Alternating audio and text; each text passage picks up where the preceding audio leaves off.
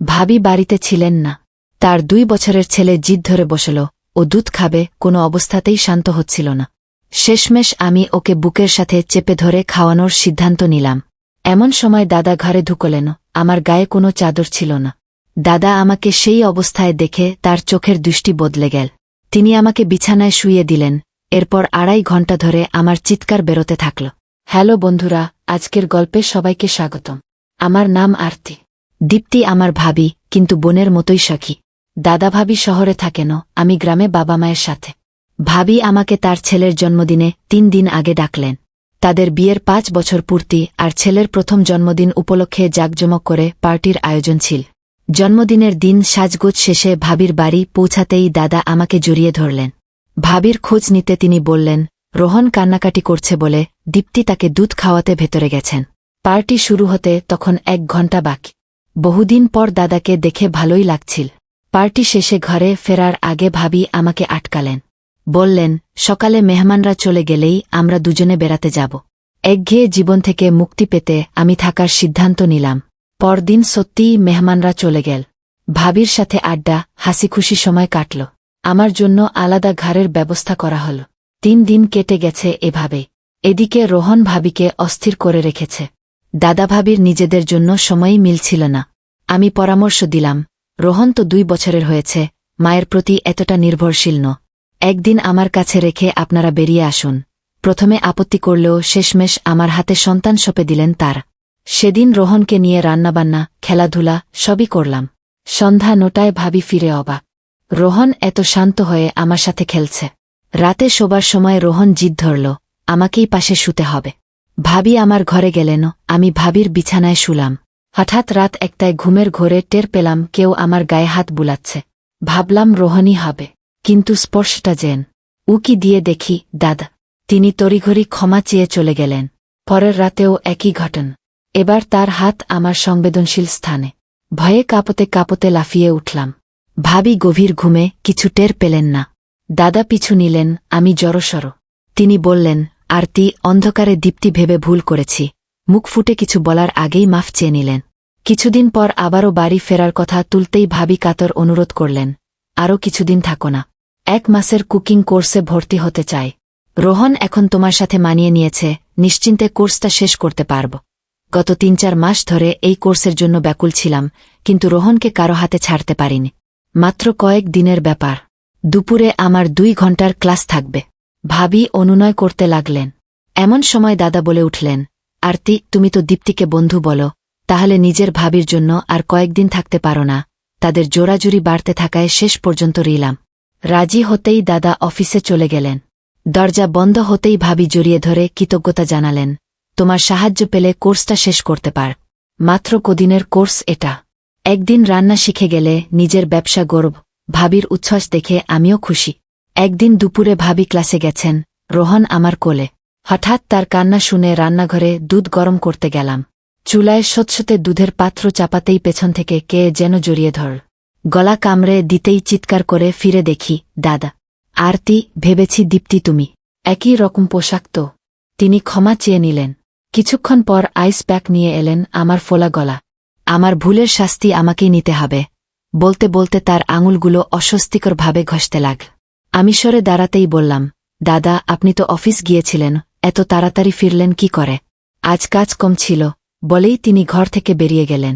সন্ধ্যায় চায়ের টেবিলে দাদার প্রস্তাব, রাতের খাবারে বাইরে যাই। ভাবি আপত্তি করতেই তিনি বললেন, দীপ্তি না গেলে আরতিকে নিয়ে যাব। এতদিন ঘরবন্দি ছিল, বাইরে ঘুরে আসুক। ভাবি রাজি হলেন। শীঘ্রই দাদা আমার ঘরে এনে দিলেন 1 পিস ড্রেস। দীপ্তি তোমার জন্য পাঠিয়েছে। পোশাকটা দেখেই সন্দেহ হল, এ তো দাদার পছন্দের স্টাইল। প্রস্তুত হয়ে বেরোলাম। ভাবি মন্তব্য করলেন, বাহ, দাদার সাথে ডিনারে যেতে এত উৎসাহ। রেস্তোরাঁয় ঢুকতেই দাদা কোমর জড়ালেন। টেবিলে বারবার হাঁটু স্পর্শ করার চেষ্টা। আমি সরে যেতেই কাছে ঘেঁষতেন। তাড়াতাড়ি খেয়ে ফিরলাম।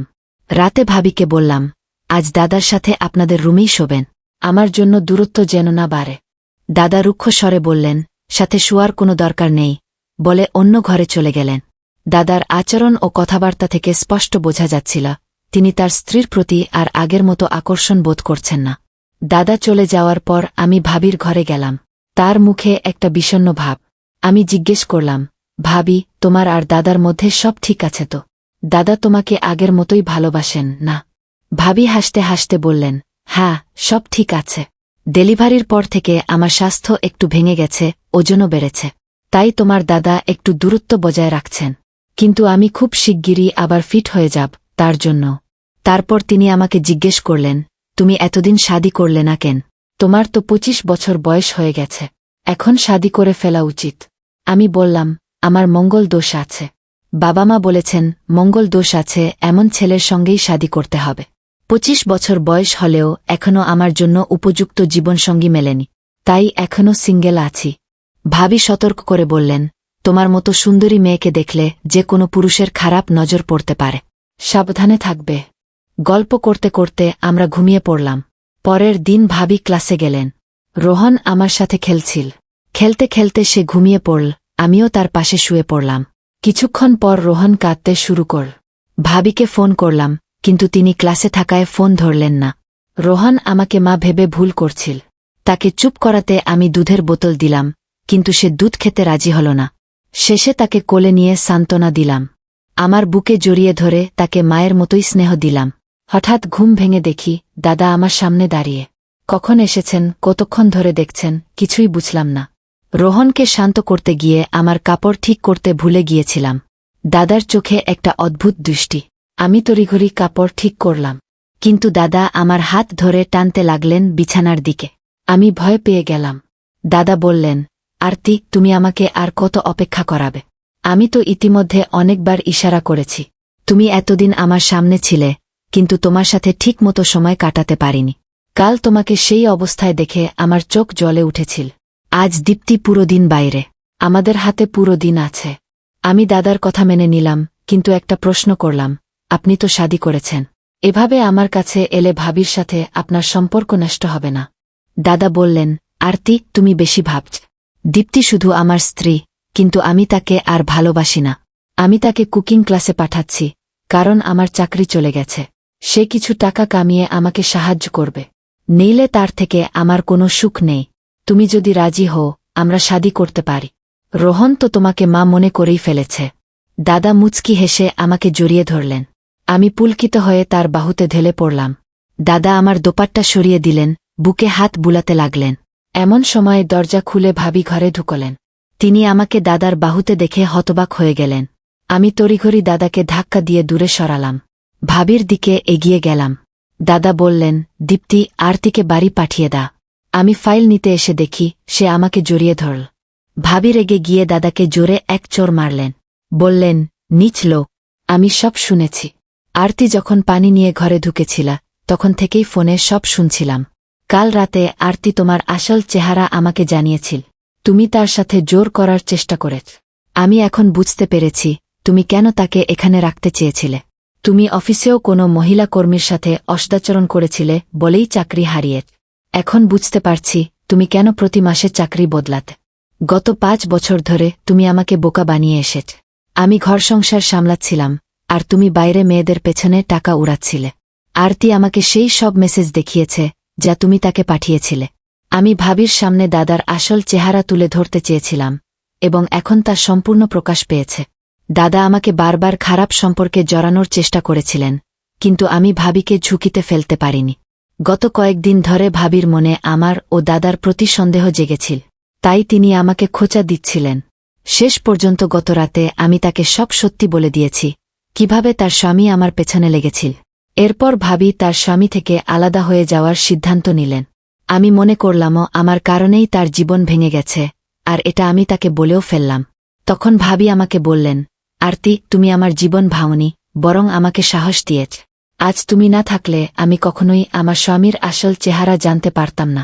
আমি তো তার জন্য সব করছিলাম, আর তিনি বাইরে মেয়েদের পেছনে ঘুরে বেড়াচ্ছিলেন। তিনি কখনোই তার স্ত্রীর দিকে ঠিকমতো তাকাননি, আর না আমার পরিশ্রমের মূল্য দিয়েছেন। আরতি, তুমি সময়মতো আমার চোখ খুলে দিয়েছ। তোমার কারণেই আমি আমার রান্নার স্বপ্ন পূরণ করতে পার। এখন আমি খুব শিগগিরই আমার ছোট্ট ব্যবসা শুরু করতে যাচ্ছি।